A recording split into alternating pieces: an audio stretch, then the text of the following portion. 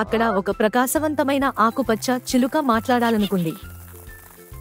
అది ఒక చిన్న ఇంట్లో ఒక ముసలి అమ్మమ్మతో నివసించేది. ఆ ముసలి అమ్మమ్మ ఎప్పుడూ తన రహస్యాలను చిలుకతో పంచుకునేది. ఒకరోజు ముసలి అమ్మమ్మ ఒక పెద్ద చాక్లెట్ కేక్ కాల్చండి, ఇది నా కోసమే అని ఆమె చిలుకతో చెప్పింది. ఎవరికీ చెప్పకు. కాని అమ్మమ్మ ఇంటి నుండి బయటకు వెళ్ళగానే చిలుక తన తలను కిటికీలోంచి బయటికి పెట్టి, అమ్మమ్మ దగ్గర చాక్లెట్ కేక్ ఉంది అని అరిచింది. ఎవరికీ చెప్పకు. పొరుగువారి పిల్లి దానిని విన్నది. పోస్ట్ మ్యాన్ కూడా అది విన్నాడు. అరటి తోటలోని అల్లరి కోతి కూడా దానిని విన్నది.